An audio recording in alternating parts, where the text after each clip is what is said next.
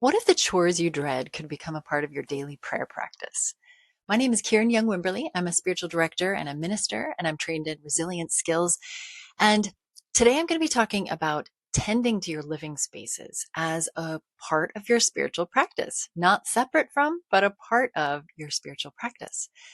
So I want to tell you a story first. Okay. When I became a mother and I had I have got three kids, but this was after my second baby was born. And I was just feeling very overwhelmed with all the to-dos every day of running a household and taking care of little tiny babies. And it really changed my spiritual life because it didn't give me the time that I used to have uninterrupted silence for long periods of time and just time to really kind of delve into, deep focus, prayer, and all that. So I was feeling really depleted and tired and just couldn't access that resource that prayer used to be for me to really connect with God in that specific kind of way. But I had this wonderful experience when I happened to be able to go to the Abbey of Iona. And so it was up in Scotland, an old monastery. If you haven't heard of it, Iona community, it's wonderful. But I got a chance to go to the Iona Abbey and to stay on site. And part of their rhythm of life is that you go to worship first thing in the morning after breakfast, and then worship ends officially, but it actually extends into the next part of the day, which is that everybody goes out into the monastery and they do a task or they do a set of chores each day to tend to the upkeep and maintenance of the abbey. So my job was to go and wipe down the mirrors in the bathroom and to wipe down the sinks. So there were quite a few mirrors and quite a few sinks to wipe down, but I just went in there and it was an extension of that prayer time. And suddenly that task that I would have probably dreaded at home and really put off for ages and ages, I was able to do each day. And it wasn't a, a bear of a task because I'd just done it the day before, so it was just like re-wiping and re-cleaning the same mirrors and sinks. And there was something so soothing about that. And it really transformed the way I saw doing that particular task. But then when I got home, I started to apply that to my other tasks that I have to do each day. So it really was a transformation for me. I have to say, it was a way that I could extend my prayer time into all the millions of things that I was having to do at that stage of life where it's really so hands-on with little babies. So I wanted to start with that story because maybe some of you can relate, those of you who have been through that stage of life, perhaps, or some other kind of stage where you just don't have the time to sit and focus in the way that you maybe did in a previous stage of life. Many of us have barriers to seeing chores, or what I like to think of as tending to our living spaces, as a spiritual practice. We might feel overwhelmed by all that needs to be done. We might just, feel like we're coming up to here and you can't even think of what's the first thing I need to do. We might be caught up in perfectionism, and we might just be really hard on ourselves. We might be saying, oh, well, I didn't clean that well enough. And oh, it still looks really bad. Or I never do this right. You might have those voices going on in your head that are just unpleasant to have to listen to as you're doing your chores around the house. You might have a sense of shame or guilt that, your house doesn't look the way you want it to, that you're constantly living in a sort of upheaval or mess, even if it is not your responsibility or your fault.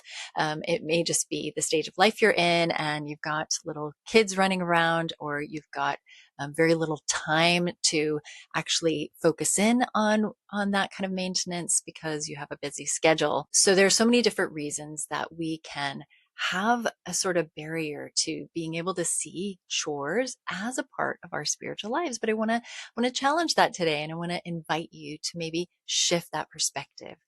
When I have offered my courses and my webinars and workshops, and whenever I talk about tending as a spiritual practice, people just light up because our lives are full of tending responsibilities, chores, and tasks that simply need to be done. And often we have these barriers and just a sense of dread about these things that need to be done in our lives. But as soon as we begin to shift that perspective, to seeing them as possibly an entry to prayer, a continuation of our prayer, an expansion of our prayer life, suddenly things begin to shift for us and we begin to see our daily life in a very different way. This approach is also linked to many different Christian traditions. So I'll just name a few here. There's the Benedictine tradition of ora et labora. So it is prayer and work together. So it is a part of Benedictine way of life that they join together for a prayer time at certain times of the day, but then their prayer also extends out to their tasks around the monastery each day. And that is called ora et labora. So we could think of it in that kind of a way as well. There's the Ignatian concept of God in the mess. Now, this is really about seeing God's presence in things that don't go as we think they should in our lives. Sometimes things are messy. Sometimes things happen that we don't wish would happen. But if we are to take that idea of the Ignatian concept of God in the mess, we look for God's presence in the mess of our lives, whether things don't go as we plan, or if we look at it in our home context, our lives can look pretty messy, literally messy. We can look around and see piles of things that we haven't been able to deal with. We can look at chores that haven't been done in a long time, and we have that shame about that mess. But if we begin to think of God in the mess of our homes or our lives, we look for the blessing within that. We could even begin to think of the mess of the toys that are strewn around the living room, or the bathroom that hasn't been cleaned properly, or the garden that's untidy, as a sign that our lives have been full, that we haven't been able to attend to these things. And there's blessing in that if we begin to see it in that lens. And then finally, in the Celtic tradition, there have been so many blessings that have been passed down orally through the generations and then were collected at some point in the past few centuries and have been written down. But what they tell us is that the Celtic approach to spirituality was very tied to daily tasks that needed to be done, from the kindling of the fire first thing in the morning to the smearing of the fire at the end of the day, to all sorts of little tasks, the milking of the cow, and et cetera, all the things that filled their lives. And they were very aware of God's presence with them. And that is captured in these beautiful short prayers that ask for God's blessing as we do the tasks of our lives. So there are a few examples there. There's also Brother Lawrence, who is known to wash the dishes and praise God while washing the dishes. And so many specific examples like that we can feel kind of inspired by and think, well, okay, well, I wash the dishes every day. Maybe I could find a way to be grateful during that moment for all that God has given me. So how will you practice this in your life? I invite you to try it, even starting today. You could start small. So if you are feeling overwhelmed by the state of your space, then just start with one surface. Just notice God's presence with you and notice any of those thoughts that come up in your mind, that overwhelm or the perfectionism or the shame or guilt. And just place that before God and say, this is how I'm feeling as I'm doing this, but be with me as I clean, be with me as I smooth out this surface.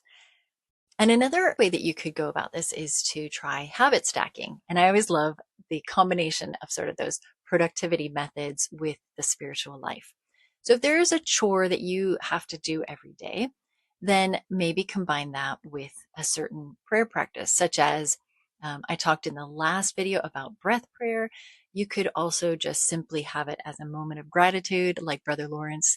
And so simply do a chore. For example, maybe you're doing the laundry and you use that as a chance to list some of the things that you are grateful for in your life, including maybe the people whose laundry you're folding, or the places that you're going to be going while wearing the clothes that you're cleaning. I don't know. Just allow your mind and your heart and your spirit to engage with a prayerful act of gratitude as you are doing that particular task. So that is habit stacking, putting together the habit and the prayer together so that it is transformed from a moment of feeling like a burden and an obligation to being an invitation to be in connection with God at that moment. And finally, in inspiration from the Celtic tradition of blessing ordinary tasks, I invite you to come up with your own tending prayer. This is something that you could say as you're doing something that has to be done every day. Maybe it's something that is a bear of a task for you. You don't like to do it. It's got to be done though. But to see that as a part of our lives that can be blessed by God. If you want some ideas on some Celtic prayers, you can look them up. There are some beautiful ones. I would really recommend looking up the kindling prayer, which is a gorgeous way to start the day. We don't kindle fires anymore to start our day, but you could perhaps light a candle, or you could say that prayer as you're doing a morning tidy or something like that. So those are some ideas of how to engage with your spiritual life while tending to your living spaces and creating a more orderly space to live in, which can help us on many, many different levels, but to really invite God's presence in, to notice God's presence already there with us in those spaces, even in the mess of our lives. If you're interested in learning more about this approach to spirituality, you can look in the links below. See you next time. Bye.